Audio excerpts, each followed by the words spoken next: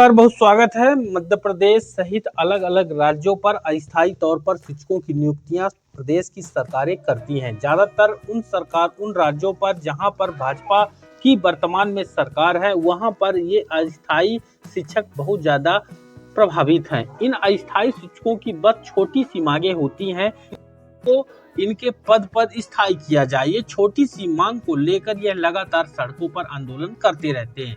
मध्य प्रदेश हो या उत्तर प्रदेश हो या अन्य राज्य हो जहां पर वर्तमान में भाजपा की सरकार है, इन अतिथि शिक्षक या शिक्षा मित्रों की आवाज नहीं सुन रही है। ऐसा ही कुछ अपडेट आपको यहाँ पर दिखाने वाले हैं कि भाजपा से पहले की सरकार ने अतिथि शिक्षक शिक्षा मित्र को नियमित शिक्षक बनाया, बकायदा इनका जो वेतन है वह 50,000 किया। लेकिन भाजपा की सरकार आते ही इस सरकार ने इनको फिर एक बार रोड पर ला दिया और इनको अतिथि शिक्षक बना दिया और इनका जो वेतन है वह भी 10,000 कर दिया। पूरा अपडेट आपको यहाँ पर दिखाएंगे। यूपी के 1.5 लाख शिक्षा मित्रों को फिर निराश होना पड़ेगा। हाल फिलहाल उनका ना तो मानदेय बढ़ेगा, ना ही उनको परमानेंट किया जाएगा।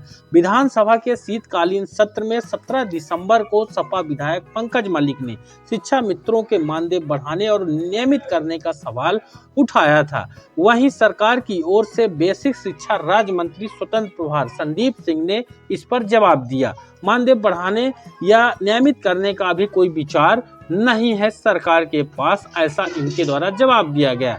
मानदेय नहीं बढ़ने और अन्य कारणों से अब तक करीब 20,000 शिक्षा मित्र नौकरी छोड़ चुके हैं। 2017 के अगर आंकड़े देखेंगे तो 2017 में इनकी संख्या 1,75,000 थी। अब वह संख्या घटकर 1,48,000 हो गई है। विधानमंडल के सत्र में कमोबेश दोनों सदनों में शिक्षा मित्रों के मानदेय बढ़ाने और नियमित करने का मुद्दा विपक्ष की ओर से उठाया जाता है, लेकिन यह केवल मुद्दा उठाया जाता है। इस पर वर्तमान सरकार उनकी मांगों को नहीं मानती है।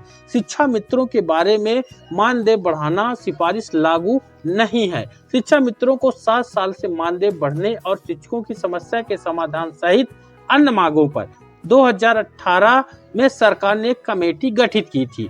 तत्कालीन उप मुख्यमंत्री डॉक्टर दिनेश शर्मा की अध्यक्षता में गठित कमेटी को 3 महीने में रिपोर्ट पेश करनी थी।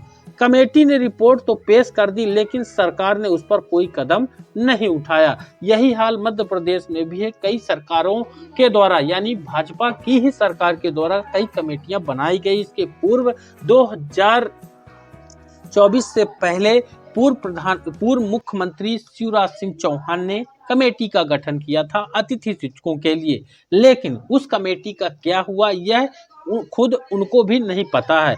अभी वर्तमान में शिक्षा मित्रों को महज 10,000 रुपए मानदेय मिलता है, लेकिन ऐसा क्या हुआ था कि इन्हीं शिक्षा मित्रों को वेतन के रूप में 50,000 रुपए मिलने लगा था। प्राथमिक शिक्षा की अहम कड़ी शिक्षा मित्र प्रदेश के परिषदीय स्कूलों में करीब 1,48,000 शिक्षा मित्र हैं। प्राथमिक विद्यालयों में शिक्षक छात्र अनुपात 1:30 होना चाहिए। अब शिक्षा मित्रों की संख्या के कारण ही परिषदीय स्कूलों में यह अनुपात 1:22 है। शिक्षा मित्रों की संख्या बल के कारण ही शिक्षा मंत्री संदीप सिंह ने कहा कि फिलहाल सहायक टीचर्स भर्ती की आवश्यकता नहीं है। यानी कि ये आंकड़ा तो रेगुलर शिक्षकों का दिखा रहे हैं, लेकिन उसके एवज में इन शिक्षा मित्रों को उतना लाभ नहीं दिया जा रहा, चाहे वो वेतन को लेकर हो या भर्ती के सेवा नियमों को लेकर हो। शिक्षा मित्रों की संख्या बल की ताकत को देखते हुए भाजपा की विधानसभा चुनाव 2017 के संकल्प पत्र में शिक्षा मित्रों की समस्या के विधिक समाधान का वादा भी किया गया था, लेकिन महज वह केवल वादा रहा। न्यूनतम मजदूरी से इनको कम मानदेय दिया जाता है। केंद्र सरकार उपभोक्ता मूल्य सूचकांक में 6 महीने की औसत वृद्धि के आधार पर इनको न्यूनतम मजदूरी तय करती है। 2017 में श्रमिकों की न्यूनतम और औसत मजदूरी 176 रुपए थी। इसी साल सरकार ने कुशल श्रमिकों की न्यूनतम औसत मजदूरी को बढ़ा करके 1,035 रुपए प्रतिदिन के हिसाब से कर दिया। बढ़ी हुई दर 1 अक्टूबर 2024 से लागू भी कर दिया। वहीं 25 जुलाई 2017 को इनका समायोजन रद्द कर दिया गया था, जो इसके पहले हुआ था।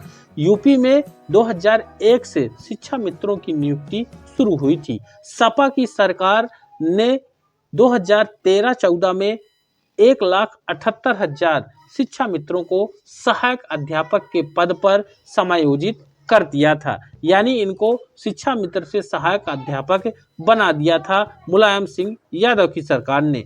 जिनका समायोजन यहाँ पर नहीं हुआ था, उन्होंने इलाहाबाद हाई कोर्ट में यहाँ पर इसके खिलाफ याचिका दायर कर दी कि हमारा नहीं हुआ, उनका हो गया। वहीं हाई कोर्ट ने 12 सितंबर 2015 को इन शिक्षा मित्रों का समायोजन रद्द करने का आदेश जारी कर दिया। सपा सरकार ने सुप्रीम कोर्ट में अपील दायर की। 25 जुलाई 2017 को सुप्रीम कोर्ट ने फैसला सुनाते हुए इन शिक्षा मित्रों का समायोजन रद्द कर दिया। अगर कोर्ट यहाँ पर समायोजन रद्द करता है, सरकारों का दायित्व होना चाहिए कि इनका वेतन उन शिक्षकों के बराबर कर दिया जाए, भले ही इनको रेगुलर पद न दिया जाए। जैसे कि 50,000 अगर अध्यापक पाते हैं तो इनको भी 50,000 या 40,000 या 30,000 तक का जो लाभ है वह सरकारें कर सकती हैं, लेकिन सरकारें करेंगी नहीं।